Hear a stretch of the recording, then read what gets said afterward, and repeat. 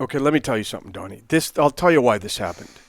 They had zero success moving out bad contracts. They had no choice but to execute the buyout. Kevin Epp, the agent for OEL, told me Friday that OEL did not feel he would get bought out after meeting management and ownership, Donnie, after the season. He was told, you're safe. It's not going to happen. He left meetings with ownership and management thinking he was not going to be bought out. This is a classic case. They tried hard. They tried to move the Myers, the Bessers, the OELs. They tried to move everyone. Donnie, they couldn't do it. Last resort. Bottom line. But you ask, why did this happen? It happened because he wasn't that good. And I thought he'd be a whole lot better. But a few months ago, there was a lot of feeling in Vancouver that he wasn't going to get bought out. The owner didn't have the appetite to do it. But let's be honest, Donnie, at the rate they're going and not clearing cap space, July 1st would have come and they would have had no money for July 1st. Instead, because of this, now they got $6.4 million to play with. We go on in this show. We're not the only ones. I think all of Canuck Nation does. Yeah. We have gone on and on about, hey, let's see a bold move. Yeah. I think this comes under the category of bold move, made a little bit easier. Nothing's easy when you're giving somebody $20 million for doing to not work for you, for doing nothing. Yeah. I think this comes under the category of a bold move, made easier by the fact that the original move was made by the Jim Benning era. Yes, it was made by the previous GM, Donnie, and and ownership's got to take absolute same amount of blame as Jim Benning. They both got to take this. Sure. They got to take blame on this. They both did that deal, and now they're still paying. And they're going to pay 8 more years for it. 8 more, not just now. This isn't now. This is 8 more years of paying for this organization. I was like a lot of people on the weekend, and I heard.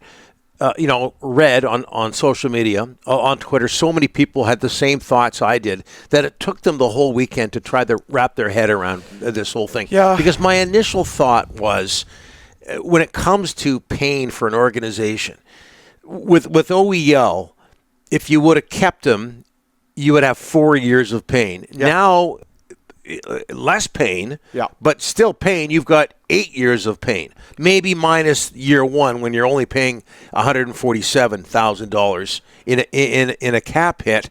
But when you're an owner like Francesco Aquilini, we take our shots at him, right? But here's the situation: you've got somebody who was once a star doing pretty much. These are the options: doing pretty much nothing, relatively speaking, for $29-30 million versus doing nothing for $19 million.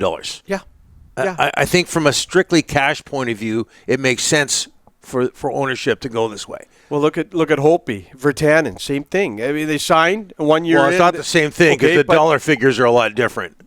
It's still, you're signing players and buying them out. You're trading for players, buying them out. It's not a good look, Donnie. It's not a good look at all. But it's a bold move. They've talked about that. The phrase "bold move" has been in this market since big time, since Mike Gillis. But this regime has gone on and on about creating cap space. Yes, this hurt. Yeah, but they did create cap space. Now the big question here's the thickest layer, I think, to this. Yeah, right. I don't think anybody's totally surprised about this, although you say and other sources have said that they told OEL he wasn't going to get bought out. Yeah, and lo and behold, I think 2 minutes later, Alvin said that. Okay, he gets 2 months ago. He gets bought out. But what are they going to do, Rick, with that cap space? Because yes, they have cap space. We know the history of this franchise with free agents, with UFAs. It's not good. Yeah, to me, if this is about going out to sign, one of the available free agents, UFAs, and it's not a great class, and you overpay them, the term is too long, that's not good. If this is all about trying to extend Elias Pettersson, I'm okay with that. No, this is all about July 1st, Donnie. That's not good. Yeah, it's all about July 1st, and they still need a third-line center. So it's not about extending. It has to be part of it. Well, Donnie, that's down the road. His contract doesn't kick in for another 14 months. For me, this is all about having money on July 1st. They need a third-line center, and when I look at their blue line, Donnie, Myers and Hughes are the only two I know right now that are going to be in the opening night roster. And maybe not even Myers after his bonus. Bear and Hronek are hurt. Burrows and you're Dermott. getting off the subject No, here. I'm not. I'm trying to tell you. Well, no, the focus here, the conversation is, what are they going to do with this money? People are afraid of it. I'm telling you, they're going to get. They need a defenseman and they need a centerman. And I believe the targets, that's the two targets on July 1st. That's why they opened up the money. And I'm still hearing on the weekend that they are, I shouldn't say hell-bent, but they are really going to spend a good chunk of this money on a forward as opposed to D. But that's what time will tell. But I think they're going to be in on some forwards on July 1st.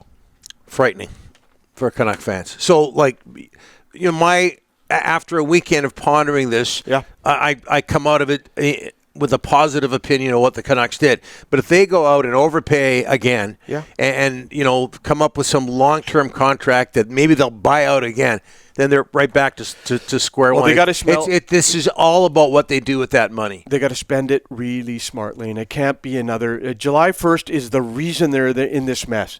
It has been years and years of bad decisions on July 1st is the reason they're in this mess, Donnie. They can't afford to make another July 1st mistake. Right. So, but you're saying this has nothing to do with having to extend Elias Pettersson? No, he's going to be an $11 million player. I understand that, but there's a lot of guys coming off the books next year too. That's true. Myers is going to come off the books. Forget about Elias. This is about July 1st. We need some money. Forget about Elias Pettersson? Myers is going to be. They're going to have space in 12. I'm worried. That's down the road. I'm worried about July 1st.